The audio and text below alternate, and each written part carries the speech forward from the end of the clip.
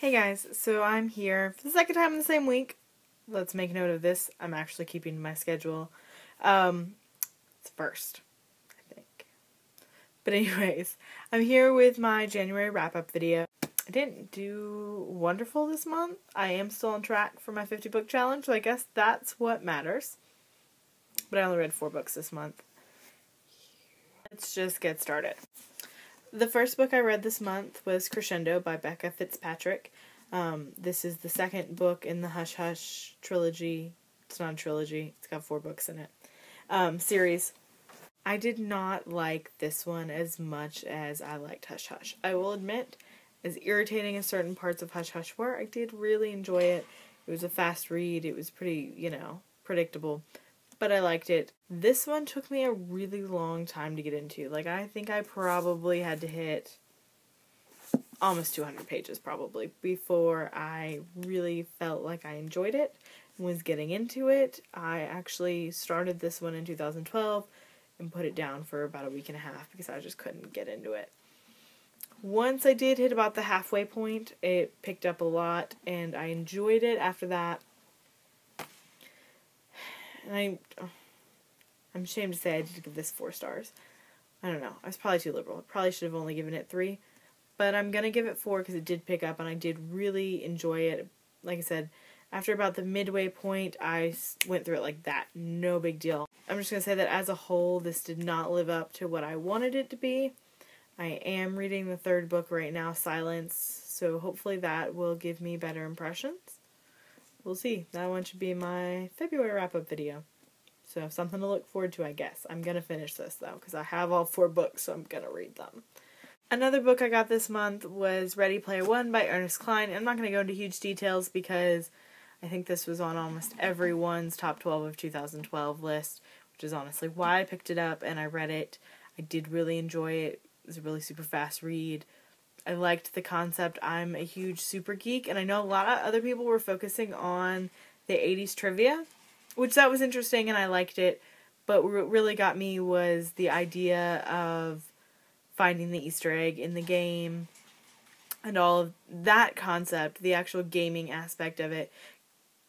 That was what intrigued me more so than the 80s trivia. But I really liked it. I did give it 4 stars, and like I said, I'm not going to go much more into it because everyone's read it already. Last one on that bandwagon.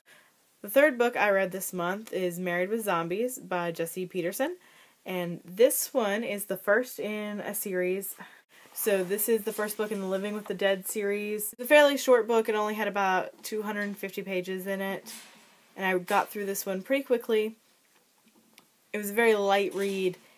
Basically, the concept is this couple is in the middle of a divorce when their divorce counselor tries to eat them because she's a zombie.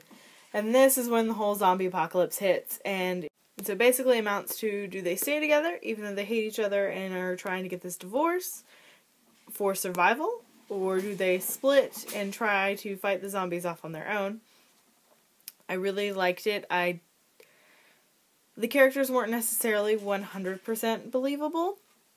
They did catch on to killing zombies really quickly, in my opinion. They became the best of the best in about 4 hours. And I don't know that that's necessarily believable. The way that she handled the relationship issues, building upon the zombie issues, was done really well. I did enjoy this one. I also gave this one a 4-star rating on Goodreads. I would really recommend this if you're either a zombie fan or you just want something cute. I don't want to say this because it's going to sound kind of sexist, but it's like a girl's zombie novel. If you really do like zombies, or you like really quick relationship reads, or if you like both, this is the way to go. I am going to pick up the 2nd book at some point. Probably not right away, but I am going to pick it up and get into that one, so we'll see how the series goes. I think right now there are 3 books published, and then the 4th one is coming out this year. So maybe I'll get through all 4 of them. We'll see. The last book I read this month was The Perks of Being a Wallflower by Stephen Chbosky. I hope I said that right. I'm not really sure. This is also one I'm not going to go into very deeply because everyone else has already read it. I honestly wasn't even planning to read it, especially because all I can ever find now is the movie cover, but I saw this one at Target and it was on sale, and it was not the movie cover, even though it does have this major motion picture. I don't like that either, but it was on sale and it wasn't a movie cover, so I went ahead and picked it up, and I ended up reading this in like a day. Actually, I think it was 2. I lied. I really enjoyed this. I like the format. For those people who haven't read it, it's in the form of letters, and maybe this is just because I'm an English major, but some of the first forms of the novel were actually epistolary novels, which were just letters back and forth between people. So I think it's really interesting that even now we still have some authors, and I've seen others like this. I'm not saying that this is one of a kind in the letter format, but I think it's really interesting that we have epistolary novels still going around today, and that people are still really into them. Something about letter writing is just fascinating, especially in a world where no one ever writes letters anymore. Why would I write a letter when I can send an email? It's a sad view on the world, but that's the way it is. So I did give this one 5 stars. I really enjoyed it. I couldn't put it down. I thought that he got the characters just right. The personalities were believable. They weren't stock characters in any way. All in all, it was a good read. So sadly, that's all I have for you this month. Like I said, it wasn't great. 4 books. It's better than some of my months I had, especially towards the end of last year, where I don't think I read any books at all, except for my assigned readings. So I read a lot of Shakespeare, but nothing for fun. Having time to read 4 novels just for pleasure is great, and so I shouldn't be complaining. But yeah, that's all I have for today, and I will see you again on Wednesday. Yeah, Wednesday. Have a good one, guys. Bye.